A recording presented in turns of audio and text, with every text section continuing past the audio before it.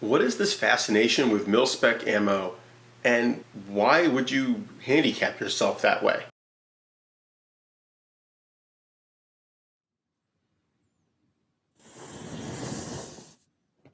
Welcome back. We are talking about ammo today. Specifically, if we're talking 5.56 or 7.62 by 30, wow, not 7.62 by 39. Good luck finding anything but mil-spec in that. 7.62 by 51, also known as 308 Winchester. The real discussion is, why would you handicap yourself by using mil-spec ammo if you don't have to? In the civilian world, there's very, very few applications where the mil-spec stuff makes any sense. And even there, it's only certain loads that have any real value. So let's talk about it. Now first, let's talk about what is mil-spec ammo, because there's some misunderstandings, I think, about that. Mil-spec ammo is literally ammo made to a set of military specifications. It is then tested to see whether it meets those standards. It is then either sold to the military or sold on the civilian market. Those standards are not necessarily particularly high in many areas.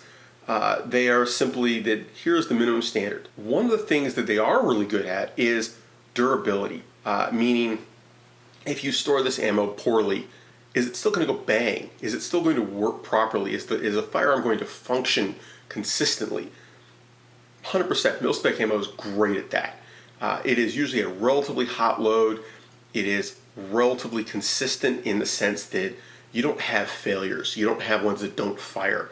Otherwise, part of that standard is that it has to meet international guidelines, international agreements. Which treaty you're talking about depends on what aspect of this you're talking about. But basically, you've got bullets that are non-expanding, are not particularly effective, and they're not designed to cause more damage than necessary. They're not going to be the best the companies can come up with. They're usually actually pretty crappy. So if you're talking about this for hunting, for self-defense, target practice, when you actually care about the accuracy, mil-spec is rarely a good choice. If you are a police department, in most applications, mil-spec is horrible. It is almost always going to overpenetrate. It is not going to be a quick, efficient stop on, say, a hostage taker, where you want that person to drop because you don't want to risk them shooting somebody else after you shot them. But, there's a but here. There are certain applications where certain mil-spec ammos work well. M193 is honestly not bad in some civilian applications as long as you make sure it's going fast enough. But if you shoot that out of your 12.5-inch AR, your AR pistol or SBR, probably not. And if so, not well. It's still going to overpenetrate most likely, and a lot of civilian ammo just does it better. It's not going to be particularly accurate either, but it can be cheap. And if you're shooting out of a 16 or 18-inch AR, that yaw thing at reasonable engagement distance is no joke. It does work. I would still say it's a poor choice, but it's not a useless choice. Mark 262. If you are doing reasonably long-range precision work, that is good ammo. Guess what? It's only mil-spec in the sense that there is a mil-spec for that load. It doesn't really meet the normal criteria for what a mil-spec load is. It's a match-grade load. That's what it is. It's match-grade ammo for certain applications, mostly DMR stuff. But it is not general-purpose mil-spec ammo. It's expensive. If you expect to have to go through barriers, for example, if you want a load to go through a car door and still perform decently, a window, a wall of a building, yeah, mil-spec ammo actually does that pretty well, and still is going to be no fun on the other side, shall we say.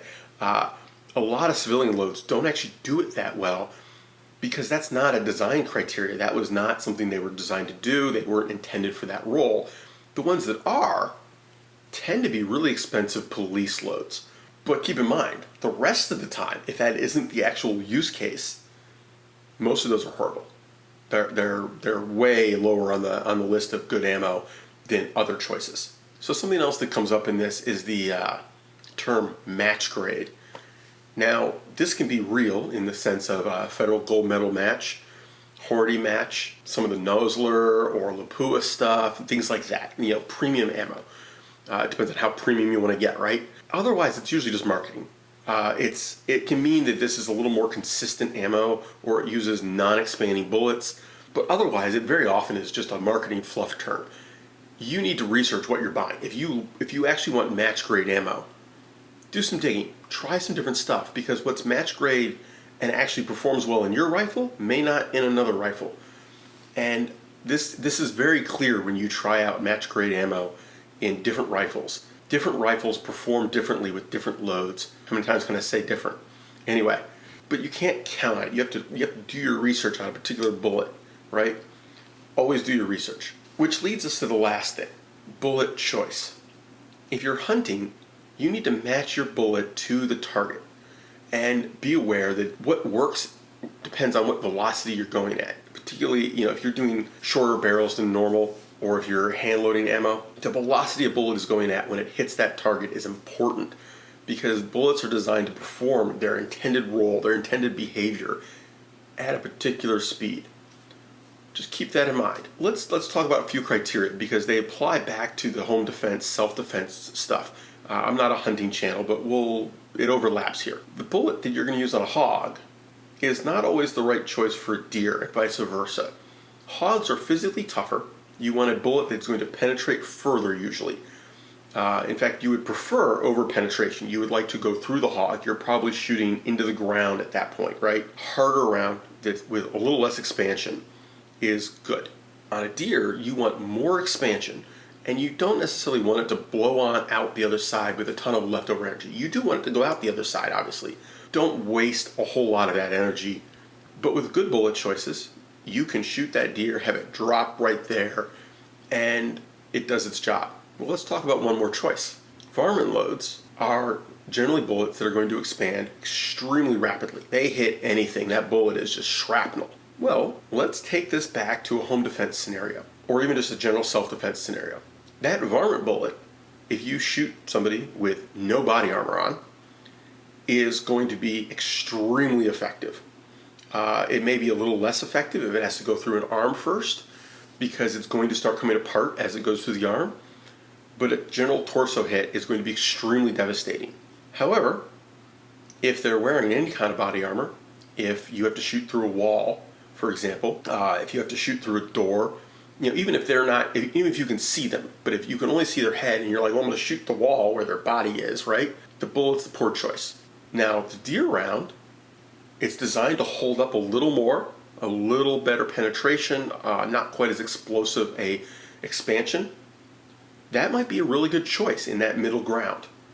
But you have to be aware it's going to go through multiple walls and still be intact. It's still going to be a dangerous thing if you miss.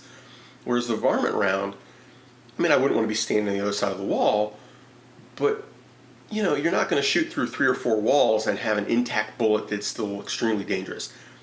I'm not saying it's safe, I'm just saying that in comparison. Now, the hog round, I wouldn't choose that as my home defense, self-defense load, at least without some careful consideration.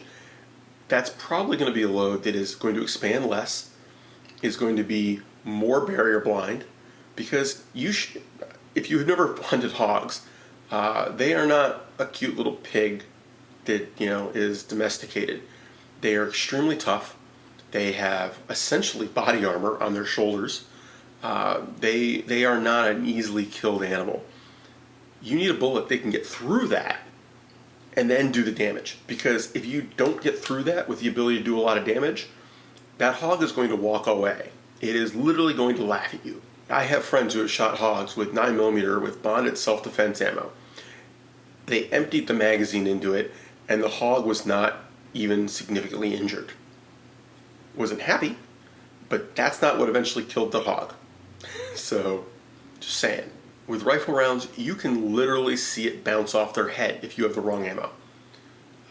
Proper ammo choice is important you kind of got to actually do some digging. How does that bullet perform? In what scenarios? And then go back and figure out, what scenario am I purchasing ammo for? Because it isn't a one choice fits all kind of thing. You may pick a choice that you're like, okay, I'm accepting that it's not ideal here and it's not ideal here, but these are my main criteria and it's good there. And that, hey, if you run into one of those two scenarios, you're going to have to adapt. You're going to have to accept lesser performance or change ammo. And that's certainly a doable thing. So anyway, take care, have fun, stay safe, everybody. Hopefully, we will see. I may put off recording the next video until the new mics are here. We will see how if I decide to do that.